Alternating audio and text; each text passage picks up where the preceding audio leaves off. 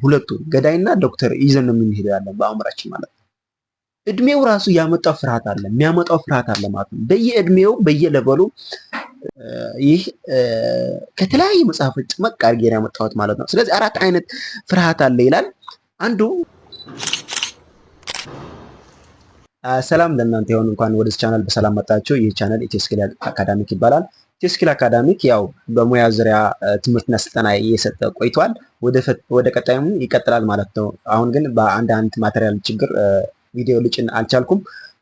ግን ለእናንተና ለእኔ በጣም ጠቃሚ የሆነ ሀሳብ ነው ይዤ የመጣሁት ዛሬ ማለት ነው። ያው ታምኔል ላይ እንዳያችሁት ለምን እንፈራለን? እስኪ ፍርሃት ማለት ምን ማለት ነው? መጀመሪያ እስኪ ይሄ ቪዲዮ ከማየታችሁ በፊት ፍርሃት ምን ማለት ነው ወይም ደግሞ ለምን ትፈራላችሁ እስኪ ለራሳችሁ ጠይቁ። ሚኒንግለስ ነው፣ በቃ ሚኒንግለስ ማለት ነው። ምንም ትርጉም የሌለው በመፍራታችን ወይም ደግሞ የሆነ ነገር ከማድረግ ወደኋላ በፍርሃት ምክንያት ወደኋላ ማለታችን አልተጠቀምንም፣ ተጎዳን እንጂ አልተጠቀምንም። ስለዚህ ፍርሃት ማለት ምን ማለት ነው? ማድረግ የቻልክ አለማድረግ፣ በፍርሃት ምክንያት አለማድረግ ማለት ነው። ወይም ደግሞ ለአንተ የማይገባ ወይም ደግሞ ለአንተ የማይገባህ ነገር ሆኖ ነው የሚሰማ ማለት ነው። ይህ ማለት ይህ ስሜት ምንድነው? ፍርሃት ነው ይባላል ማለት ስሜት ነው። በቃ ስሜት ልበለው እንደዛ አይነት ማለት ነው። ወይም ሀሳብ ወይም ደግሞ የሆነ አይዴንቲቲ ነው። ስለዚህ ፍርሃት አራት አይነት ፍርሃት አሉት ይላል። ይህ ከተለያዩ መጽሐፎች ጭምቅ አድርጌ ያመጣሁት ማለት ነው። ስለዚህ አራት አይነት ፍርሃት አለ ይላል። አንዱ አእምሯችን ራሱ ጭንቅላታችን የፈጠረው ፍርሃት አለ ማለት ነው። ዝም ብሎ በዓለም ላይ የሌለ ማለት ነው።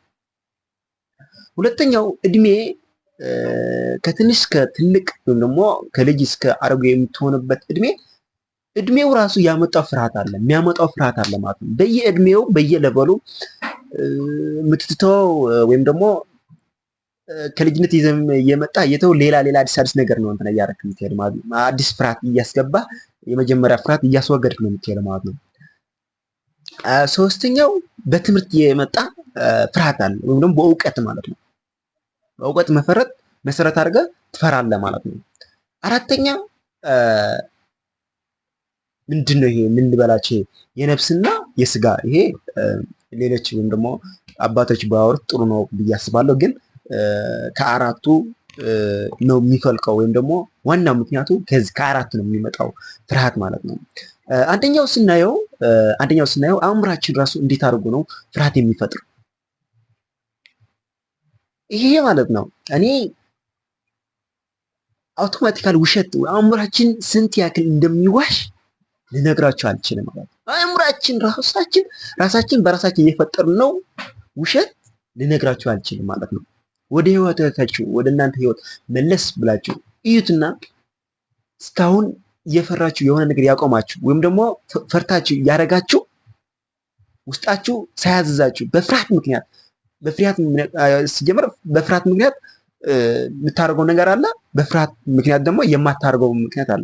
ስለዚህ ሁለቱ የምታደርገው ነገር የማታደርገው ነገር ሁለቱ እስካሁን በፍርሃት ነገር የምታደርገው ወይም የማታደርገው ሁለቱ ያረከው ያላረከው በፍርሃት ምክንያት ማለት ነው። ሁለቱ ውሸት ነው ወይም ደግሞ ተጎድተሃል፣ አልተጠቀምክም ማለት ነው። ስለዚህ ወደ እኔ ላምጥላችሁ። እኔ ፉል ኮርስ ጀምር የመንጃ ፍቃድ ቤት ላይ ሁኜ ነው ብላክበርድ ገዝቼ ቤት ሁኜ ነው ማስተምረው ማለት ነው።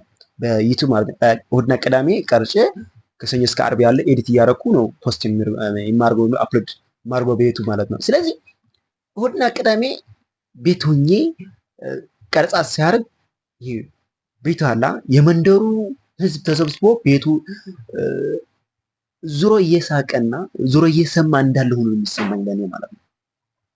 አንዳንድ ጊዜ ምን አደርጋለሁ? ቀረጻ አቁሜ በር ከፍቼ ወጥቼ ምን አደርጋለሁ? ቤቱ ሲዘራው ምንም የለም፣ ሰው ምንም የለም። ይሄ ራሳችን ይሄ አእምሯችን ያመጣው ፍርሃት ነው። አእምሯችን ለትምህርት፣ ለጥናት፣ ለእድገት፣ ለብልጽግና፣ ለተለያዩ ነገር ካልተጠቀምን ወይም ደግሞ ለበጎ ነገር ካልተጠቀምንም ራሱ ገዳያችን ነው ማለት ነው። አእምሯችን ምንድነው ያለ ነፃነት ዘነበ ገዳይና ምንድነው ይሄ ገዳይና ዶክተር ነው። ሁለቱ ገዳይና ዶክተር ይዘን ነው የምንሄደው ያለን በአእምራችን ማለት ነው። ስለዚህ ከዚህ የታዘብኩት አእምራችን ስንት ያክል እንደሚዋሽ ነው የታዘብኩት ማለት ነው። ከዛ ወጥቼ ኮለል ሲል ምንም ሰው የለም። ከዛ እንደገና አንድ 30 ደቂቃ ቪዲዮ ሰራለሁና አይ አሁንማ መጡ ነከለ መጥቷልና እዛ በር ላይ ወይም ደግሞ ከቤት ከኋላ ሆኖ እየሰሙ ነው ያሉት። እንደዛ አድርጎ እየሰሙ ነው ያሉት። ሲጀመር ብሰሙት ባይሰሙት ምን አገባህ? እኔ በጣም ግርም የሚለኝ ሲጀመር ሰው እንዲሰማ አይደለም ፖስት የምታደርገው። አውሳሳታለሁ። ይሄ እኮ በመሳሳት ላይ ያለ ፍርሃት ልነግራችሁ አልችልም ማለት ነው። ልነግራችሁ አልችልም። ከዛ እኮ አሪፍ ከሆነ እኮ ሰው እንዲያይልን ነው የምንፈልገው። በቃ ሁሉ ጊዜ እኛ የምንፈልገው ምንድነው? እድገታችን፣ ስኬታችን እንዲያውቅልን ሰው ነው የምንፈልገው ማለት ነው። ይህ ግን ኮምፕሊትሊ አደጋ ነው፣ ወይም ደግሞ ይሄ መሆን የለበትም። ውድቀታችን ማወቅ አለባቸው የግድ ማለት ነው። ምን ይላል አንድ መጽሐፍ ሳነቡ ደግሞ ማለት ነው ይሄ እኔ በጣም ኮምፕሊትሊ አሁን ሳየው ሁሉም ነገር አሁን እየገባኝ ነው እየሄደ ያለ። በቃ ይሄ ሰው ስለኔ ምን ይላል ማለት ነው።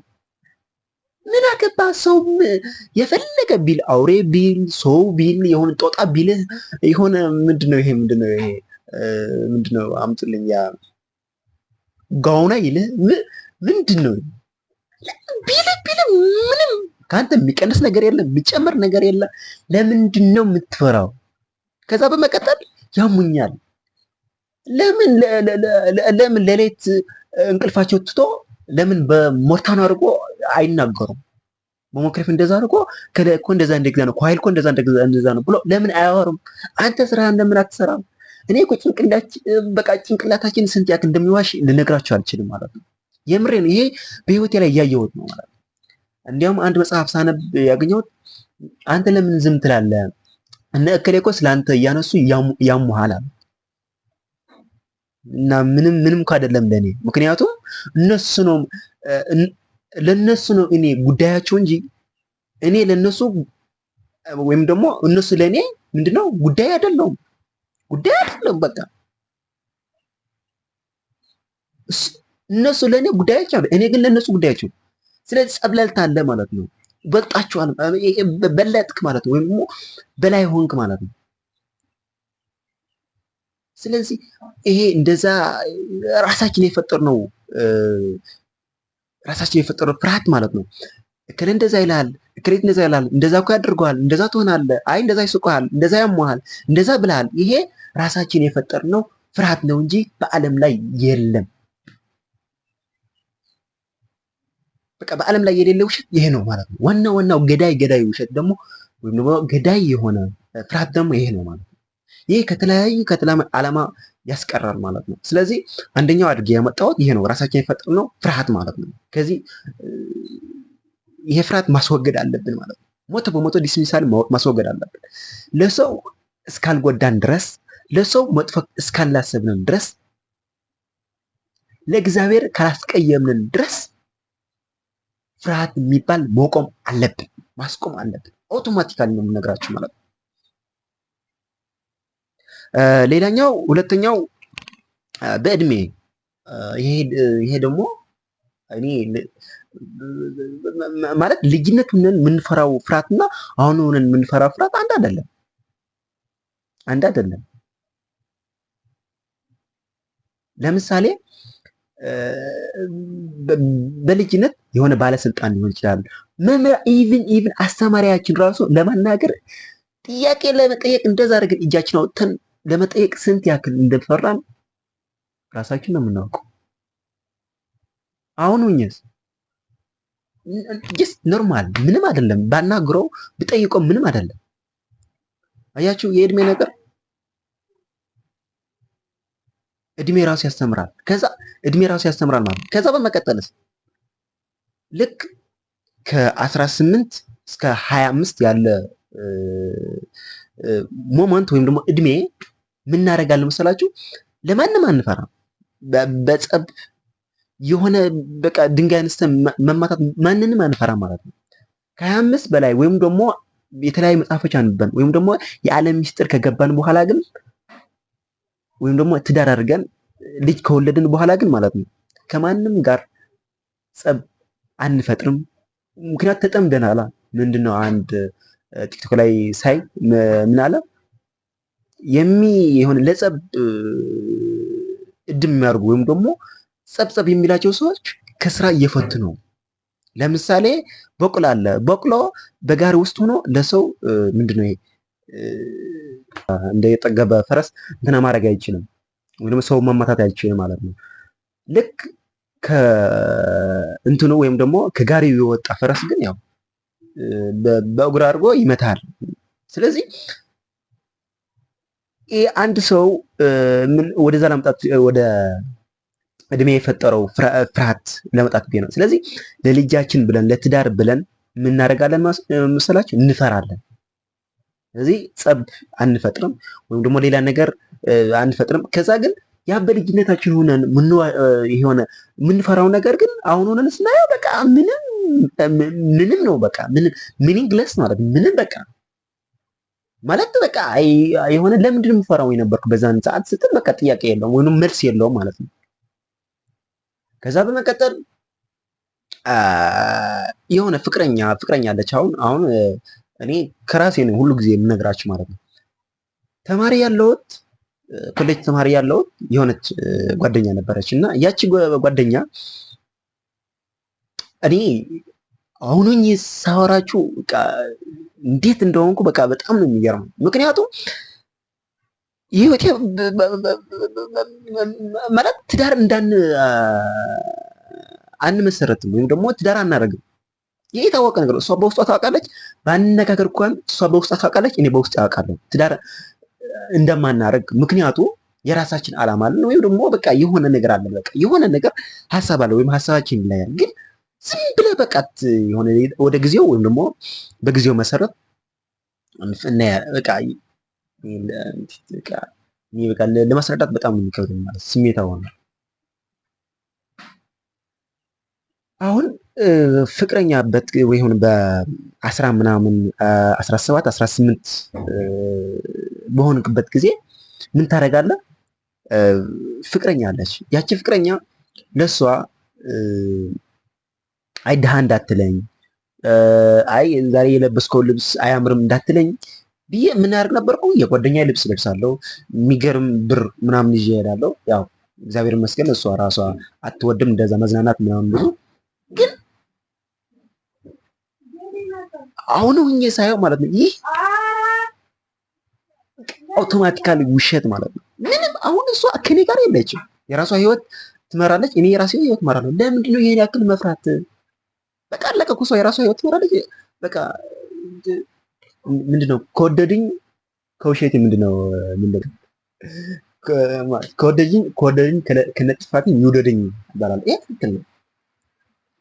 እኔ ቲኔጀር ወይም ደግሞ ከ18 በታች ያላችሁ እንዳትሸወዱ፣ የምር እንዳትሸወዱ።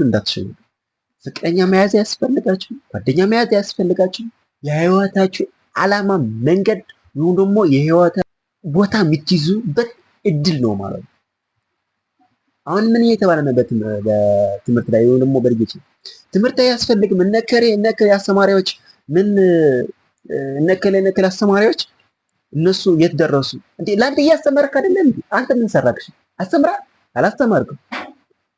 እና ላንተ እያስተማረክ ነው እኮ እሱ ላንተ እያስተማረ፣ ላንተ ብቻ ሳይሆን ላንተ ለወንድምህ ያንተ ልጅ እንዴት አድርጎ ላንተ እኮ አንተ እኮ የሱ ፍሬ ነው እኮ መሆን ያለብህ እንጂ እሱ እኮ ማደግ የለበትም። ይወድ እንዴት አድርጎ እንደምታድግ አስረዳ። ስለዚህ አንተ ማደግ ነው ያለብህ፣ ወይም ደግሞ እንደሱ እንደገና አስተምር፣ ሌላ ትውልድ ፍጠር።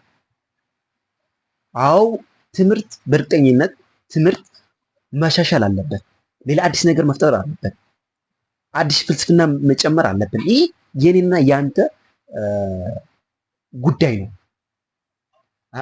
እኔ እኮ በጣም ነው የሚገርመኝ በዚህ ጉዳይ ማለት ነው። እኔ እኮ በጣም ነው የሚገርመኝ አንድ ሰው ልብስ ለብሶ አይ ይሄ ልብስ አያምርም ወይም ደግሞ ይሄ ልብስ ከብርድ መከላከል አይችልምና ቀደህ ጣለው ይባላል።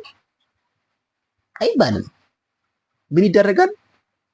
አዲስ ልብስ ይገዛል፣ ወይም ደግሞ እሱ የሚቻል ከሆነ ይጨመራል ማለት በዛ ላይ ማለት ነው እንጂ ልብሱ እንዳለ ትተው አይባል ተው፣ ወይም ደግሞ እንዳለ ልብስ አውጣው አይባልም፣ ራቁት ሄድ አይባልም። ስለዚህ ትምህርት አያስፈልግም ስትሉ ምን ማለት ነው? ልብስ አያስፈልግም እያላችሁ ነው ማለት ነው። ስለዚህ ልብስ አያስፈልግም ሳይሆን ትምህርት ያስፈልጋል። ምን አይነት ትምህርት? ልብስ ያስፈልጋል። ምን አይነት ልብስ ነው ማለት ያለብን ማለት ነው። ወደ ሌላ እንትና ሳንሄድ ልመለስ ማለት ነው። ስለዚህ እንዳትሸወዱ፣ እድሜ ራሱ ያስተምራቸዋል ማለት ነው። ሌላኛው ሶስተኛው እውቀት ማለት ነው። እውቀት ያመጣው ፍርሃት ይሄ በጣም የሚያነቡ ሰዎች፣ በጣም የተማሩ ሰዎች እነዚህ በጣም ይጠቃሉ በዚህ እውቀት ማለት ነው። ይህ ማለት እውቀት ማለት ሲጀመር እውቀት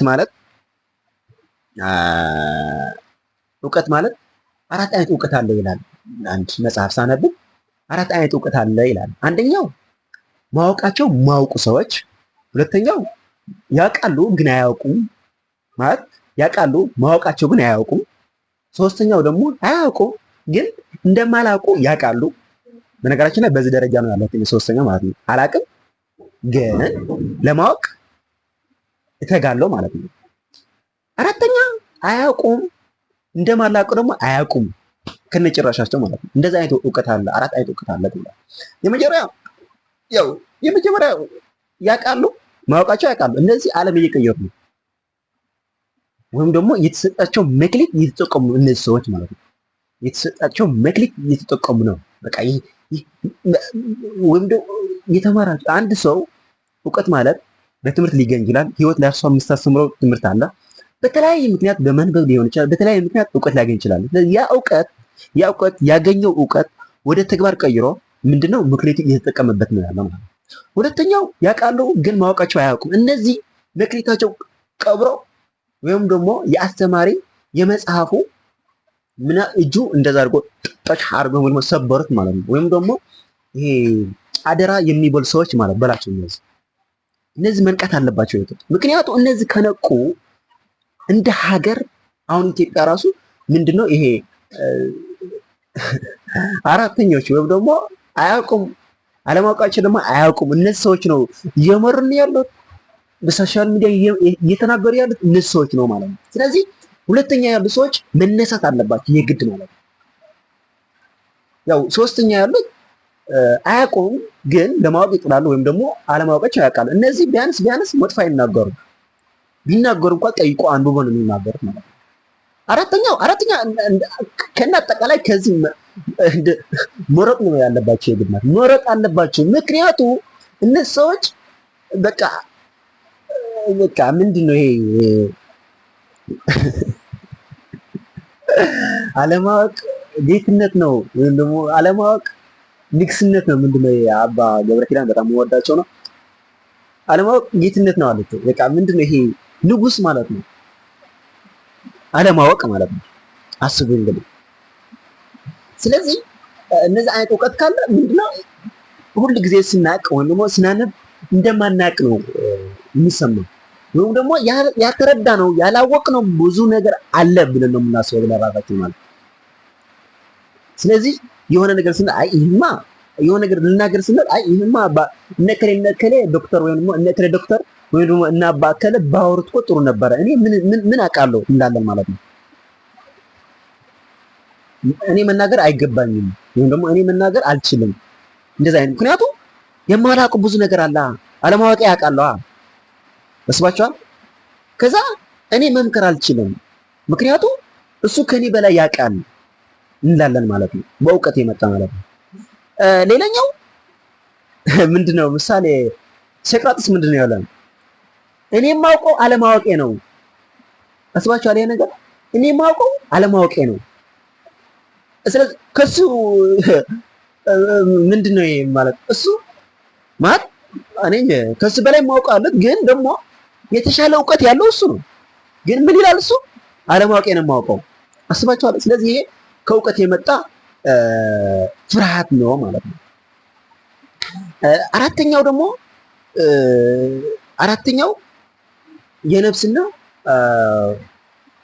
የስጋ ፍርሃት ማለት ነው። እነዚህ እንኳን ትላልቆች አባቶች ስለሚናገሩት ቤተክርስቲያን በስብከት ነው። ስለዚህ እነዛ ከነዚህ መማር ትችላላችሁ። ግን እኔ እንደማውቀው ትንሽ ልበላችሁ ማለት ነው። ስለዚህ ይህ ዛሬ በሰራሁበት ወይም ደግሞ ይሄ ነገር ብሰራው ዛሬ ነገ ምን ሆናለሁ የሚል ሰዎች ማለት ነው። ነገ በስጋዬ ተጠያቂ ነኝ። ይህ ኃጢአት ብሰራው ነገ በስጋ ተጠያቂ ነኝ ብለህ ፈርተህ ልትተው ትችላለህ ማለት ነው። በዚህ አጋጣሚ ግን አንድ ነገር ልንገራችሁ የምፈልገው ኃጢአት ነገ ሰራዋለሁ በሉ። ብትችሉ አይ ኃጢአት አልሰራም በሉ። ኃጢአት ብዙ አይነት